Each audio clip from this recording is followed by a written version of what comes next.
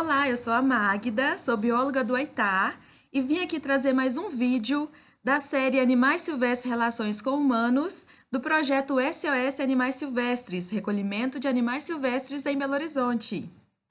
Hoje nós vamos falar sobre os quelônios, que são representados pelas tartarugas, os cágados e os jabutis. Esses são répteis que possuem a característica mais marcante, a presença de um casco. Tem o plastrão, que é a parte inferior desse casco, e a carapaça, que é a parte superior. E ele tem a função de proteção contra predadores. Tanto os cágados, as tartarugas e os jabutis, eles fazem parte de uma mesma ordem, Testudines, mas eles possuem diferenças entre si. Os jabutis são quelônios terrestres, ou seja, eles vivem na terra. Já os cágados são quelônios semiaquáticos, então eles realizam parte da sua atividade na água e parte das atividades fora da água. Já as tartarugas são os quelônios que vivem toda a parte da sua vida dentro da água, saindo apenas para desovar e para tomar sol. Aqui nós incluímos todas as espécies de tartarugas marinhas e de água doce, como são as tartarugas da Amazônia. Além dos hábitats, as características morfológicas dessas espécies também se diferenciam. O casco do jabuti é alto e bastante pesado, em contraste com o casco dos cágados e das tartarugas, que tem um formato aerodinâmico, mais leve e num formato que permita com que eles não afundem na água, e sim nadem com velocidade e com agilidade. Existem 335 espécies de quelônios registrados no mundo. Somente no Brasil, e tratando-se dos quelônios continentais, nós temos 31 espécies. Mas neste momento nós vamos falar somente de algumas espécies, a começar pelos jabutis, o piranga e o tinga, que é o Chelonoides carbonaria e o Chelonoides reticulatas. Esses são jabutis nativos do Brasil e, apesar da semelhança muito grande entre eles, tem algumas características que ajudam a distinguir e tem lá no nosso blog um texto sobre essas diferenças. Ambas as espécies possuem o dimorfismo sexual evidente, a fêmea possui o plastrão plano, enquanto que o do macho é côncavo. Os jabutis habitam exclusivamente florestas tropicais e dificilmente adentram áreas urbanas. E eles desempenham um papel importante na dispersão de sementes, consumindo uma grande variedade de espécies vegetais. Então, eles se alimentam de folhas, frutos, sementes, fungos, invertebrados, pequenos vertebrados e carcaça. E agora, vamos falar de uma espécie que é bem comum, são os tigres d'água.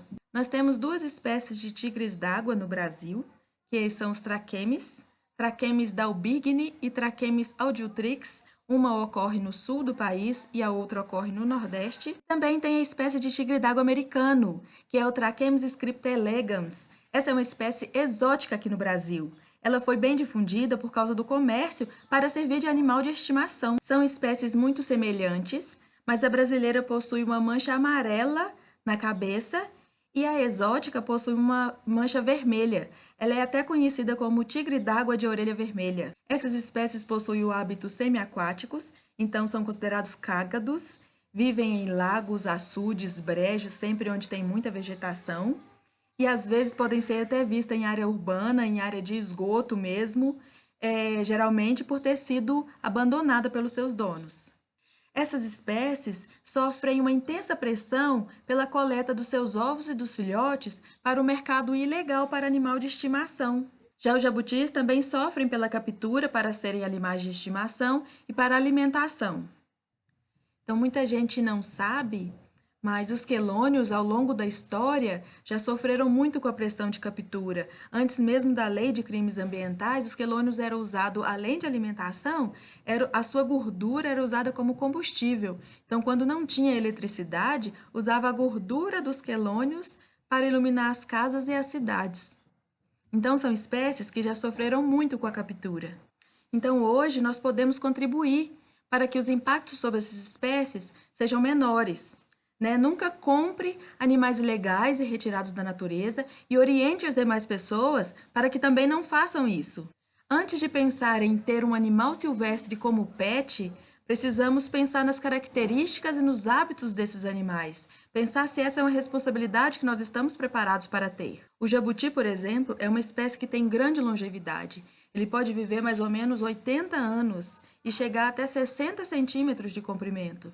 Então, se você perceber que você está preparado para ser tutor de um animal silvestre, você tem que procurar os criadores legalizados. Agora, outro problema envolvendo essas espécies são as solturas delas na natureza. Então, a pessoa compra, geralmente é o filhote, bem pequenininho, mas ela cresce e vai dando trabalho e a pessoa resolve se dispor deste animal. Em hipótese alguma, a soltura dessas espécies na natureza é indicada. Primeiro, nós temos a questão da espécie exótica.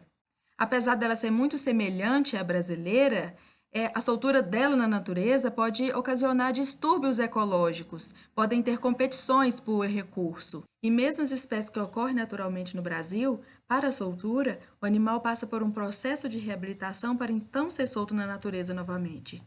Assim, quando quiser se dispor de um desses animais, é preciso entregá-lo no centro de triagem. E se verificar um desses animais em alguma situação de risco, entrar em contato com as instituições que realizam o recolhimento, a Polícia de Meio Ambiente e o Instituto de Pesquisa e Conservação, o AITAR. Com essas dicas, nós encerramos mais um vídeo da série. Curtem, compartilhem com todo mundo e se cuidem. Até mais!